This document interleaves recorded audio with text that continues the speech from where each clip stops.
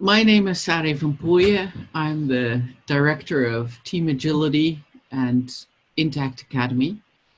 In Team Agility, we help businesses innovate more quickly than their products, and we help businesses become agile, especially in times of crisis. In Intact Academy, we give training programs for coaches and consultants where they learn to deal with making businesses innovative. We are especially busy in this time because we help businesses create and deal with the crisis that's now going on with the coronavirus. And one of the things we're learning is what type of leadership do you need? And we were saying one type of leadership is we need to create directive leadership. The next thing you need to do is you need to reestablish structure. How do you do that? And what structure are we talking about? Within businesses and within teams, we talk about a structure of boundaries, a structure of hierarchy, and authority structure. We're also talking about a relational structure and a cultural structure, which we might talk about later.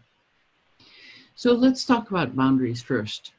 Within a team, we have three types of boundaries: major external, which makes the distinction between the environment and the members, who's in and who's out; major internal, which makes the difference between members and leaders, so who really has the decision-making power; and the minor internal, which differentiates the types of departments or categories of membership within the team.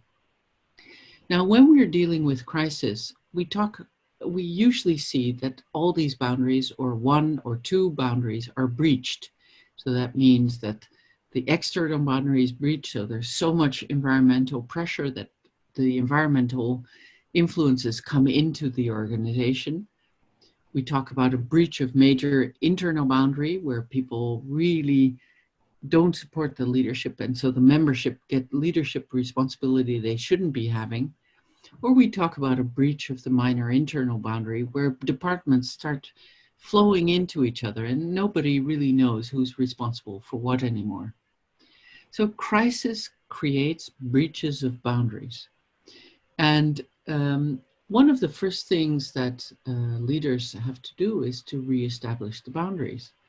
And the order of play, again, is reestablish the major internal boundary, so reestablish the leadership, then reestablish the relationship between members and leaders. So that means the major external boundary has to be very clear, and then reestablish the relationship between the organization and the environment to create unusual partnerships.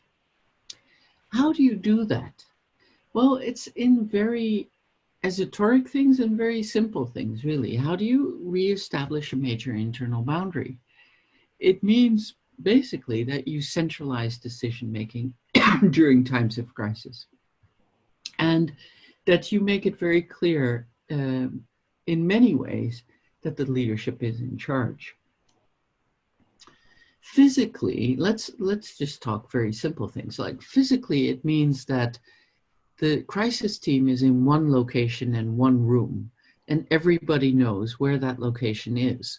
So in terms of location, people know there's a centralized leadership and all decisions are taken there. All communication goes through that point if it's relevant to the crisis. Okay. The other thing is, in terms of communication with other people, it's very clear who's in that team. And in that sense, you create a boundary which is very clear. These people are in the leadership slots and these people are outside of the leadership slot during crisis. They're recognizable. Probably they dress the same way. Interestingly enough, we usually see that happen. So everyone has the same suits on, or everyone wears the same whatever. But they're recognizable. That's really important. The other way to establish the major internal boundary is to really make sure that people know that you're there for them. So that you offer them something in this time of crisis. And we talked about hope, direction, and love. Yeah. A boundary is always a physical thing, so it's objective and it's also subjective. So you have to know that when you reestablish boundaries, you're doing something physically, like a room, but you're also doing something subjectively, like the look, the feel, the giving of hope, direction, and love. They also know you're accountable. So success or fail, you're accountable. Yeah. To reestablish the major external boundary, what needs to happen is it needs to be very clear who's in and who's out. Now, it's interesting. During crisis, you actually create unusual partnerships as well. So, in a sense, technically, your major external boundary gets more permeable, but you have to reestablish who's in before you can create partnership. This is the paradox of partnership. You have to be clear about who you are before you can create a relationship. And that goes for organizations. It also is true for your marriage, by the way, but that's another blog. So when we talk about reestablishing the major external boundary, what we're talking about is being very clear about you're a member and you're not a member. During normal business time, when it's not crisis, people walk in and out.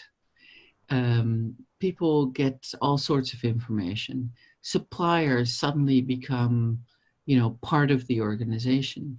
In times of crisis, actually, the boundaries become very clear, and it's very clear who's in and who's out.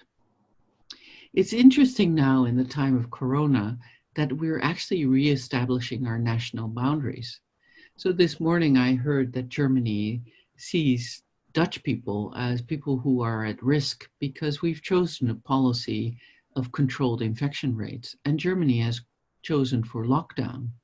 And we'll see that more and more between countries, that you see now the whole discussion about Europe being one is set aside and people are actually closing national boundaries. And it's because of this. During times of crisis, we need to reestablish the major external boundary and say, you are part of my tribe and you're not, before we can establish partnerships. That's, again, something physical. In the case of countries, it's your national boundaries. In the case of organizations, it might be the gate around your factory, or it might be someone who gets a pass, a code to get in. It might be who has access to the computers, the internet, because now we're also seeing organizations that are closing off internet facilities to people who used to be suppliers or partners to this organization. We see that temporary workers are being thrown out, and that the resources that are left in the organization are only shared with the people who are members, so who have a contract with this organization. Very interesting what's happening now. You see this in tribal law, of course, as well. When there's famine, only the clan gets fed. But we see that in all times of crisis, and it's quite a natural thing to happen. It's painful sometimes, but natural. Yeah. Luckily, we also have unusual partnerships, which I'll talk about later.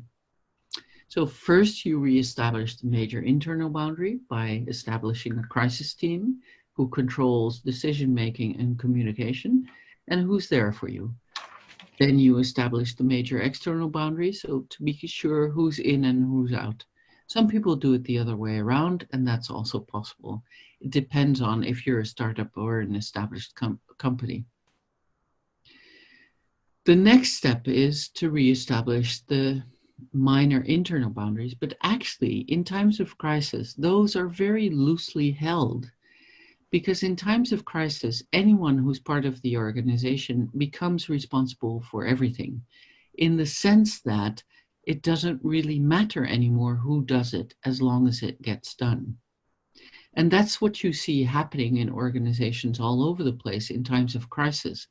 Everybody rushes to kind of protect the major external boundary, and then it doesn't really matter who does the job as long as it gets done.